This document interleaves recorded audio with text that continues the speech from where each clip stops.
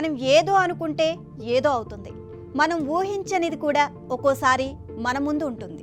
కొన్నిసార్లు చనిపోయారు అనుకున్న వ్యక్తులు మళ్ళీ తిరిగి వస్తూ ఉంటారు. ఇలా చాలా సంఘటనలే జరిగాయి. చనిపోయారు అనుకున్న వ్యక్తిని శ్మశానానికి తీసుకువెళ్తే లేచి కూర్చున్న ఘటనలు కూడా ప్రపంచంలో చాలానే చూసాం. ప్రాణం పోయింది అని తెలిపి అంత్యక్రియలకు ఏర్పాట్లు చేసిన తర్వాత మనిషి బ్రతికే ఉన్నాడు అంటూ వైద్యులు చెప్పిన దాఖలాలు ఎక్కువగానే ఉన్నాయి. అయితే తాజాగా ఉత్తరప్రదేశ్లో ఇలాంటి ఘటనే చోటు చేసుకుంది.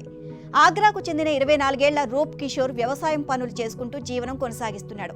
తన సొంత పొలంలో వివిధ రకాల పంటలు వేసి సొమ్ము చేసుకుంటున్నాడు.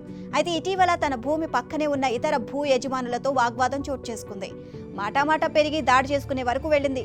అంతేకాదు అంకిత్, గౌరవ్, కరణ్, ఆకాష్ అనే 4 వ్యక్తులు రూప్ కిషోర్ పై కర్రలు, కత్తులతో దాడి చేశారు. అనంతరం రూప్ కిషోర్ స్పృహ కోల్పోయాడు. దీంతో అతడు మరణించాడు అని గ్రహించిన ఆ 4 వ్యక్తులు పూడ్చిపెట్టారు. సీన్ కట్ చేస్తే కొన్ని గంటల తర్వాత అతన్ని పాతిపెట్టిన ప్రదేశాన్ని వీధి కుక్కలు తవ్వడం ప్రారంభించాయి. అలా తవ్వుతూ రూప్ కిషోర్ శరీరాన్ని కొరికాయి. దీంతో రూప్ కిషోర్ అకస్మాత్తుగా స్పృహలోకి వచ్చాడు. అతన్ని స్థానికులు గుర్తించారు. జరిగిన విషయాన్ని రూప్ కిషోర్ స్థానికులకు చెప్పాడు. అతన్ని చూసి స్థానికులు ఒకంత భయాందోళనకు గురయ్యారు. అనంతరం వారంతా బాధితుడిని చికిత్స నిమిత్తం ఆసుపత్రికి తరలించారు. ప్రస్తుతం అతను ఆసుపత్రిలో చికిత్స పొందుతున్నాడు. తన కొడుకును 4 దుండగులు ఇంటి నుంచి బలవంతంగా తీసుకువెళ్లారని రూప్ కిషోర్ తల్లి ఆరోపించారు.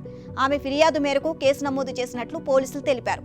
ప్రస్తుతం వారంతా పరారీలో ఉన్నారని, వారిని పట్టుకోవడానికి ప్రయత్నాలు కొనసాగుతున్నాయని వెల్లడించారు. ప్రస్తుతం ఈ ఘటన ఉత్తరప్రదేశ్లో సంచలనంగా మారింది.